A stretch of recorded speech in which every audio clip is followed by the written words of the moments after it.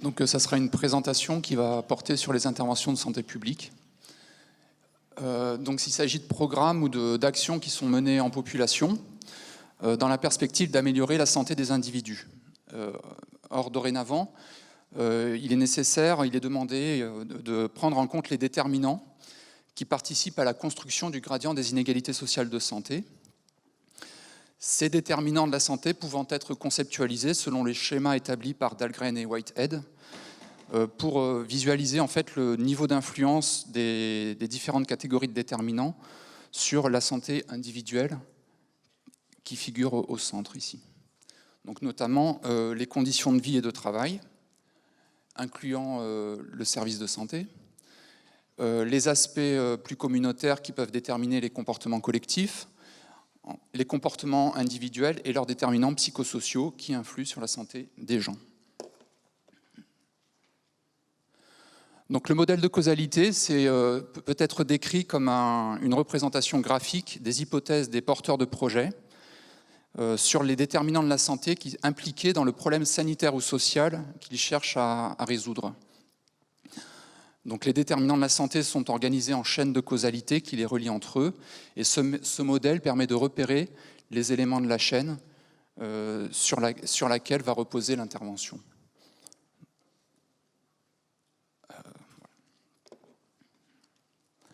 Donc dans notre travail, ce que nous souhaitions faire, c'était de questionner si ce concept de modèle de causalité était utile pour mieux décrire une intervention de santé publique a priori, avant sa mise en œuvre, et notamment de se questionner sur la place des déterminants en jeu dans les changements recherchés pour améliorer la santé de la population. Donc, notre objectif était d'illustrer cette utilité en élaborant un modèle de causalité pour une future intervention à concevoir à partir des résultats d'un programme de recherche qui a été mené dans la même population. Donc, il faut savoir qu'à La Réunion, le diabète est très prévalent, qu'il existe par ailleurs de fortes inégalités sociales, ainsi que des populations vulnérables en marge du système de santé. Dans ce contexte, un programme de recherche intitulé DIADERS a été mis en place pour étudier le recours aux soins premiers de personnes présentant des anomalies glycémiques. Donc, la première étape de ce programme de recherche était de dépister à domicile ces anomalies glycémiques chez des adultes de 18 à 79 ans. L'hypothèse du dépistage à domicile est qu'il permettrait en fait, à des personnes en marge du système de santé de rentrer dans ce système pour ensuite utiliser l'offre de soins. Lors du dépistage, un recueil de données individuelles a été réalisé en face à face, donc un recueil de données médicales, socio-culturelles et économiques. Une semaine après le passage à domicile pour le dépistage, des enquêtrices donc, du CIC de La Réunion activer un suivi téléphonique pour documenter le comportement de recours au médecin généraliste ou pas. Si la personne déclarait ne pas avoir recouru, à ce moment-là, l'enquêtrice l'incitait à le faire et l'informait de son prochain rappel. Donc, ces données individuelles recueillies soit à domicile, soit par téléphone ont été exploitées de deux façons. Tout d'abord par une analyse statistique classique à la recherche des facteurs de risque de ne pas recourir aux soins, aux médecins généralistes.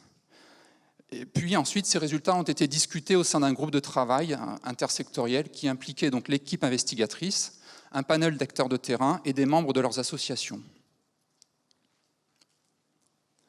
Donc, au total, ce dépistage à domicile a concerné 906 personnes, parmi lesquelles 417 portaient des anomalies glycémiques. Donc, ce dernier échantillon comportait à peu près autant d'hommes que de femmes. La tranche d'âge la plus représentée était la tranche d'âge intermédiaire des 40-59 ans. Et donc, 78% des personnes ont recouru à un médecin à l'issue du dépistage, 12% non, et pour 10% des personnes, nous n'avions pas d'informations. Donc, les caractéristiques qui augmentaient le risque de ne pas recourir au médecin généraliste étaient d'être un homme, d'être jeune, enfin, d'appartenir à la tranche d'âge basse, d'être bénéficiaire d'une complémentaire CMU mais qui n'était pas à jour, déclaré aussi très peu consulté dans l'année, moins d'une fois par an, déclaré ne pas avoir l'intention de consulter à l'issue du dépistage.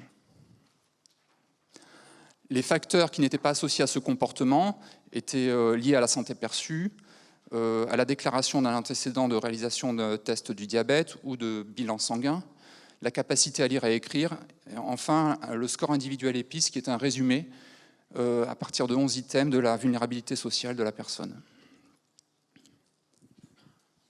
Donc, ces résultats quantitatifs que je viens de vous présenter ont été discutés au sein de l'Assemblée constituée dans la perspective d'identifier de possibles déterminants du non-recours.